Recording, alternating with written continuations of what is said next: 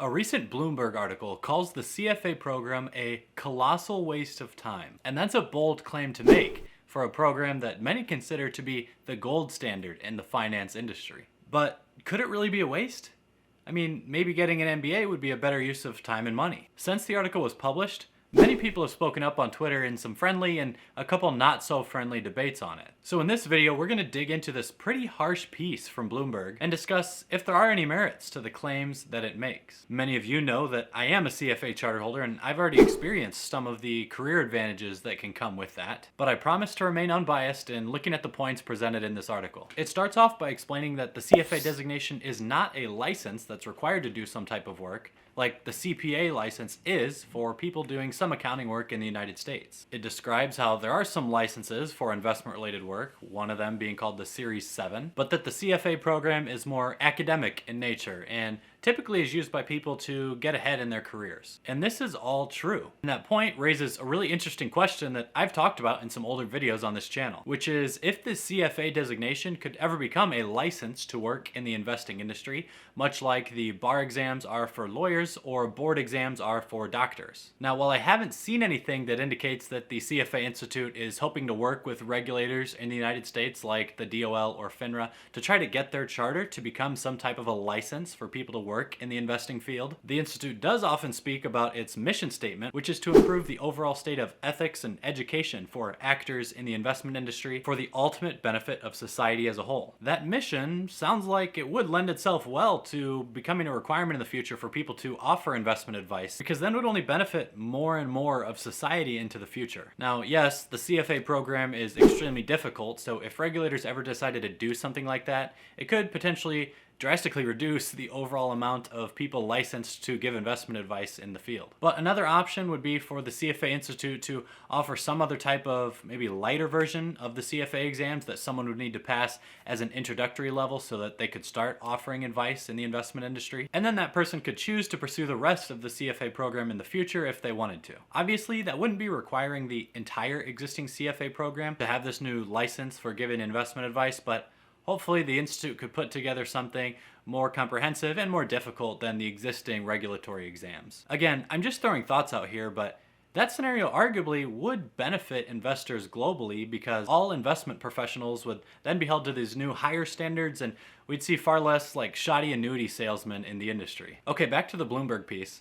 The next argument made was that the CFA program simply takes too much time. Very few people pass all of the exams on the first try, so most people who become charter holders spend 4 to 5 years in getting through all the exams. But really, the majority of people who sign up for the level 1 exams will eventually just fail out of the program. The author mentions that he lost several friends to the CFA program because they started spending all their free time studying for it, which to me sounded like a little bit of an indication that this author might have a bit of a personal vendetta against the CFA Institute. He himself was a CFA candidate about 20 years ago and passed the level 1 exam, but was never able to clear level 2. And while he says he feels like he learned nothing from his 2 years studying for the CFA exams, he does think that he learned a lot of information from his MBA program because it was an in-person program and a more immersive experience. Here's where we should mention some of the Twitter arguments that have come about in the past couple of days since this article was posted, because they've generally pertained to how the CFA charter can benefit someone's career. Some of the popular FinTwit accounts have offered their 2 cents on this,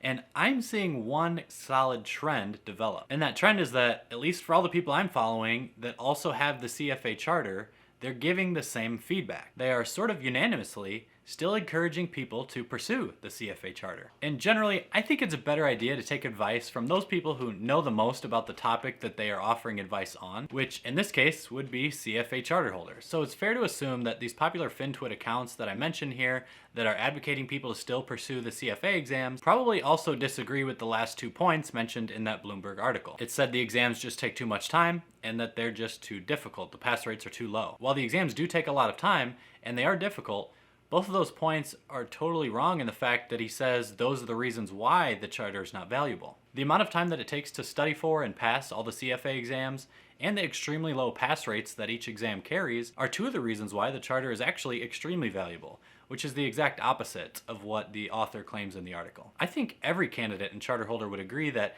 if they made the exams a much shorter time frame to get, maybe like a 3 to 6 month window to become a Charterholder, then the letters wouldn't carry nearly as much value in the industry as they do today. He says that he doesn't actually remember anything he ever read while studying for the CFA exams, and while no CFA Charterholder would ever claim that they can remember everything that they had to know to pass those tests, they likely do remember much of the information learned during the program that is still applicable to their day-to-day job. And that is the very information that is most important for them in their careers and their lives. So it's totally ridiculous to claim that you might not really learn anything about the finance industry while in the CFA program. Finally, the author presents what he calls his single biggest criticism of the CFA Institute, which is that passing the exams doesn't necessarily make you a better investor. And I sort of get the sentiment, but I still disagree with what he's saying here, especially just considering even like the behavioral finance information that's taught in the level 3 exam, which he didn't make it to. Of course, the CFA designation doesn't guarantee that someone can provide better investment returns, as much as we all like to joke about it. But seriously, it teaches so many skills that are pertinent to the investment decision-making process that